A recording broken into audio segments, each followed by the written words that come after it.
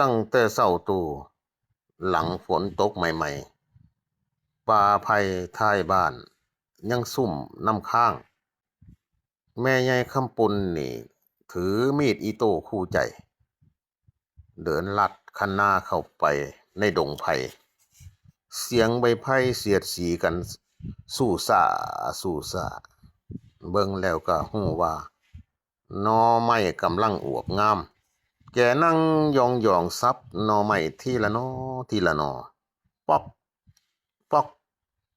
เสียงมีดดังแข่งกับเสียงนกหน่อไม้ขาวอ่อนนี่โผล่พ้นดินขึ้นมานี่พอซับออกมาก็หอมดินหอมผลแท้ๆแม่ใหญ่เว้าพร้อมกับเสียงหัวเราะว่ามื้อนี้สิแกงหน่อไม้ใส่ยะนางกินกับข้าวเหนียวร้อนๆพอซับได้เต็มข้องก็หอบกลับบ้านทางผ่านลำห้วยยังมีเด็กน้อยเอิ้นใส่ถามแม่ใหญ่ได้หลายบ่ว่าซั่นแกก็ตอบยิ้มหลายอยู่ดอกถ้าบ่พอก็ใส่น้ำหลายๆเอาทั้งคนเอิ้นใส่เขาก็หัวเขาก็ได้หัวนำกันฮอดบ้านแล้วบัดแม่ใหญ่ก็ก่อไฟใต้เตาตำพริกหอมกระเทียมใส่ปลาร้าหอมฟุ้งไปทั้งเฮือนหน่อไม้สิสับมาเทลงหม้อแกงเติมน้ำยานางกับเห็ดโคนขาวๆพอเดือดพุดพุดพุดพุดกลิ่นหอมลอยไปหอดพุ่นละบ้านข้างๆพุ่นละตกสาย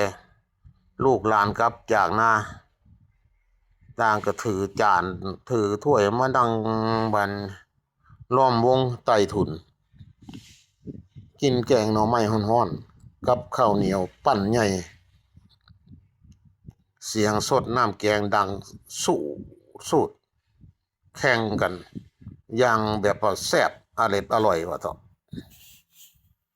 แม่ใหญ่คำพูนก็นั่งยิ้ม